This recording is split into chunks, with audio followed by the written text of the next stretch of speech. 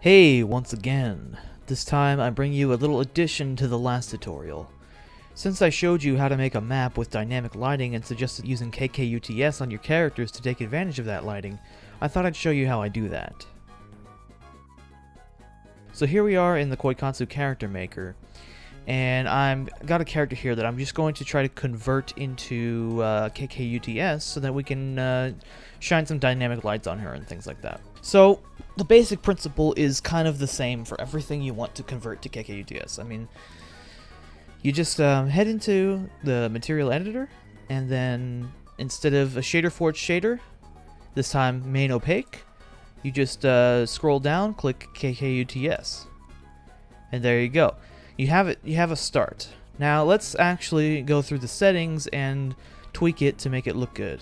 Now the first thing, and the most important thing probably that you're gonna notice, is the shadow color. So in KKUTS there are two shadow colors that you can apply to your character. For each shadow color you have two sliders available: the feather slider and the step slider, which just, the feather is how much blur is applied to the shadow, and the step is kind of how far the shadow goes. Let's actually choose some appropriate shadow colors for this jacket here. Orangish brown, and typically you'll have the first shadow color be brighter and the second shadow color be darker. I actually typically only use the first shadow color since it tends to fill things out already. There's a couple different, this shader is really highly customizable to the point where you can have a realistic shading on your character, or you could try to retain the anime look, and it will accommodate that. So if we take the feather all the way down and then just adjust the step to the point where we are comfortable, you can see how we kind of retain that look here. Now, I mean, obviously you can keep adjusting the color to try to make it a little bit less crazy, like, you know, you don't want it to be super dramatic. Maybe you add a bit of a feather to it, like that. There you go. For my style, I typically just go all the way with both of these. Now on the KKUTS explanation, they do say that if you just set the shadow color to black, it's generally the most realistic lighting, but obviously it's all to taste. For me, I try to keep the shadow color as close to the original color as possible so that we don't have too much bleed over when there's some harsh lighting on a character. So let me show you how I do this with the skin shader. It's especially apparent when you're doing the skin shader. So if we go to material editor and we set our KKUTS shader, so if we set our shadow color to be something like, so we kind of want to keep it around the same ballpark of the original color. I have found that I do like it when the shadow color is almost the same as the actual skin color, and I'll tell you why in a minute. Alright, so let me save the color here. So if I go to, instead of body, we go to face, we have the same thing going on here. So instead of shader forge, we'll just use KKUTS. There we go. And the reason I want the shade color to be basically the same as the skin color, only slightly different, is because of this cutoff here at the neck. I've experienced a lot of issues here where the face looks completely different than the neck, especially if you're shining a light from above. If you have a really dark color here, like this, it's gonna look like her head is a different color entirely from the rest of her body. So if you see here, for me, it was a bit weird to see like the outline of the chin having a darker hue or a darker value than the rest of the neck, right? And it gets especially apparent when you're in studio, when you have more than just one light shining on a character.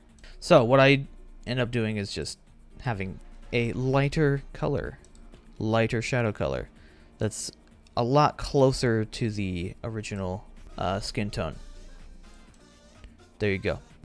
So in KKUTS, your highlights are controlled by this high color power mostly. If you drag it up, you can have something like this, and again, by default, you can it's kind of harshly cutting off, kind of looking a bit like anime art style. But if you want it to be smoothed out, then you can go down here to is specular to high color, and then drag this up, and it will smooth it out. And then you can come back up here to high color and choose whatever you want. As a rule of thumb, if you make the highlight the same color as the object itself, give it some saturation, it starts to look a bit metallic-y, a bit satiny, which is good for certain materials. But if you do white and then just bring down the brightness, it'll look more like just kind of a regular material. So that's what I kind of do with every one of my one of the objects in this, is I just have at least a little bit of highlight, even if it's a very non-reflective object. One thing that's really cool about KKUTS is the fact that you can add a highlight texture, which is right here. So if we set these highlights back to being really powerful, really strong, like this. Okay, if we set these highlights to be really strong, it looks like her skin is extremely smooth. But what we can do is actually use a highlight texture to give her what appear to be pores. So if I go into here and I grab basically a texture full of white noise. Let me grab one. Here it is. So if we use this white noise here, and yeah, it looks a bit extreme, but once you turn down the highlight color to an appropriate amount, it starts to look like just pores on skin, which is really cool. Now, of course, you can modify this texture to fix things like her palms having skin pores, too many skin pores on them, and things like that. But just having a white noise texture covering her body is pretty effective. Now, there is sometimes an issue that arises. Sometimes your item is going to have Shader Forge main item as a shader. What that means is, if you go to KKUTS item or KKUTS, I think it doesn't really matter which of these, but what that means is your shadow color won't really match up very well on parts that are colored differently, as you see. So what we have to do is implement a shade map. So if we export this color mask, we can actually use it to generate a shade map for this this material here. So let me just export this color mask in material editor. Let me so this little piece right here lets us simply just generate some shadow textures that we can use. So we could just select parts of this with the magic wand, create a new layer, and then just input what the shadow color should be. I believe this is the gray parts, so I'll put gray. And then all these other parts probably are, well, let's go over here. Yeah, the other parts are probably orange. And I may have that backwards. So, alright, so we got our shade map, so we can just import it here. Alright, so nothing happened. That's because we need to use base as first and turn this down. And there we go. So we need to just set this color to be white. And I believe I got it backwards. It's actually exactly backwards. So let me fix that right now.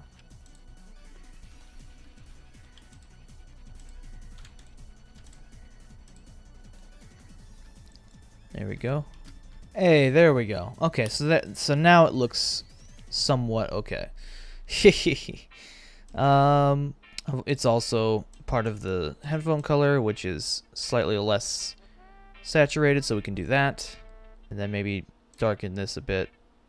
There you go. So we set the proper shadow color here. And we can do the same with the microphone, KKUTS. Set the color down to where it should be. Turn up the feather and the step. There you go. Set the high color to be what we want. Is specular to high color, like that. And then we just turn this down until it's extremely subtle. High color. There you go. Is specular to high color. There you go. High color. Actual color. Bring it down till it's pretty subtle. There you go. So we repeat this process for everything on the character, and yeah, that'll work that way. So I don't want you to forget. So there are a couple of different meshes in the face that we need to be aware of. So things like you won't have to change anything that is pitch black, but things like Hitomi, which is the eyes, will need to be changed. Switch to KKUTS eye. How dark do you want her eyes to be in the dark? Okay, so Sirome right here, which is the white part of the eye. So in the dark, we want it to be slightly darker. So let me go to IW. And then turn up the feathers. This is what I typically do. And then we can just adjust that color until it looks natural. So I'm going to actually darken the color of the jacket. This character was originally colorized for the saturation filter. If you know what that is, it's in here, plugin settings, saturation filter, which is what Koikatsu looks like by default, which it, you know, darkens all the colors, makes them pop a lot more, but it does reduce the amount of control that you have over the colors. So I've disabled it for my setup. There we go. It's a lot darker now, a lot more saturated, so it actually looks better. So if we switch the shader from main opaque to KKUTS,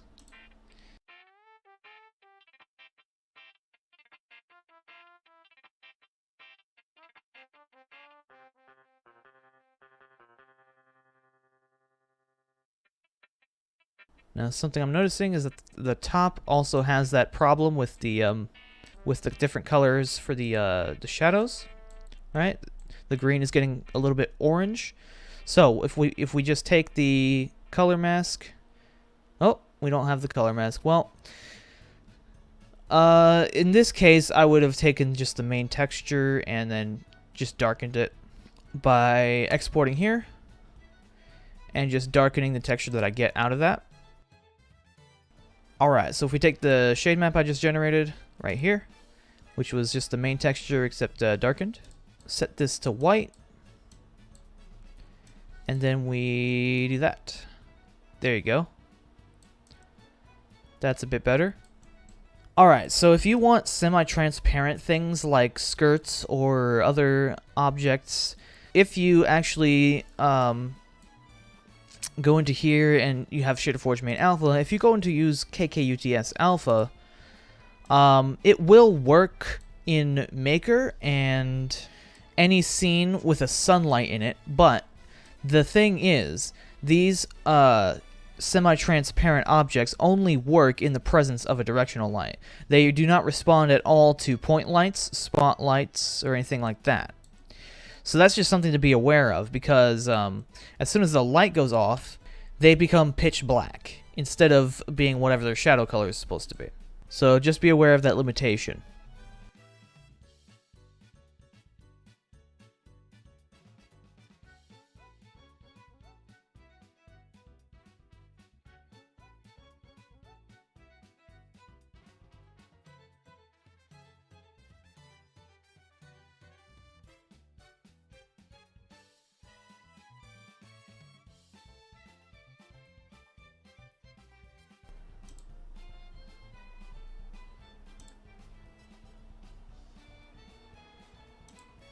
And there we have it. We've converted a character over to KKUTS shaders. And it looks pretty natural no matter what situation she's in. Now, with KKUTS, you have the option of adding tessellation to your character, which what that is if we go into here, the KKUTS material editor, and we switch to the KKUTS_tess version, you can immediately see what the difference is. So what it does is it morphs the shader in between these vertices so that the object looks crisp no matter what viewing angle you're looking at. So you're not going to see the individual points of the polygon of the mesh, right? With this comes a few extra settings such as tessellation extrusion, edge length, and Fong strength, which I'm not sure what that means. So that's an option that's available to you. Depending on your situation, you may or may not want to use it, but that's something you can do. And one last thing I wanted to mention was this thing here called GI intensity.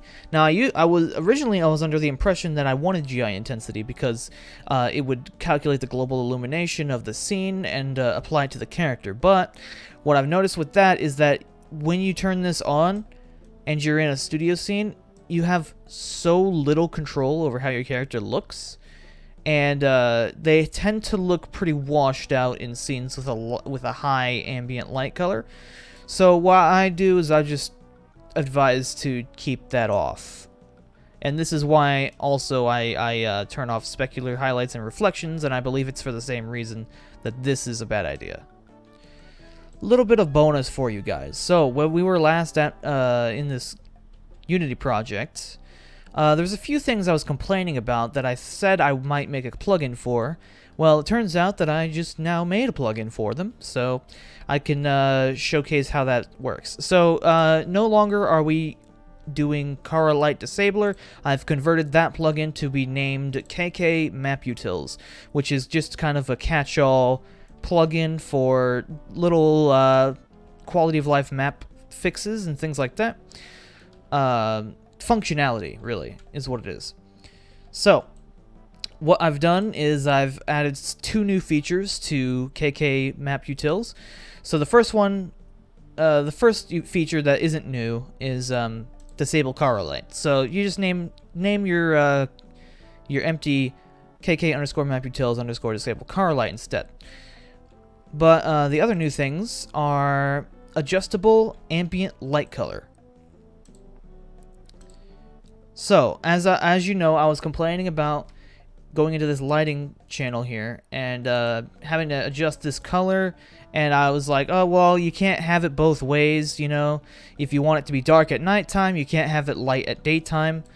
Well, now I've fixed that with this plugin. So all you have to do is go into the appropriate, object group in your project, make a point light, and name it KK_maputils_ambient. And what that will do is it'll allow you to change the color here, and this color, whenever daytime is loaded, the ambient color of the scene will be set to this color. And so whenever nighttime is loaded, the ambient color of the scene will be set to this color. And so this just kind of gives you a way to set 2 different ambient light colors, which eliminates the need for any of these map brightened lights or anything like that, which I was showing off in the last video. So these aren't necessary anymore. You can just go ahead and delete these, and it'll work. Yeah. So the second thing I did was I added functionality to the plugin to where it will find any audio sources that are on the map layer, and it will add them to the environment slider group. So if we go into Studio here, if we go to System, Configuration, Environment, sound effects will now be routed through this mixer channel, right? So now if anybody gets annoyed with any of the sound effects in your map, they can just, drag the slider down, and there you go. Done. So if they get tired of those owls or that fire sound, they could just drag the slider down. And it's as simple as that. There's no effort needed on your part other than to just make sure that your audio sources are on the map layer. And that's about it. That's all the updates for now. The map download will be available in the description, and I've also made a post on the Discord for it. So yeah, I believe that's all I have to cover for now. I think I'm pretty much done. Hope you guys had fun with this little adventure here, where we kind of just blew open map making to be a bit more useful, and you know, covered some lighting tips and things like that. So, see you guys whenever I see you. If you have any questions, again, head to the Discord. Yeah. Thank you for watching.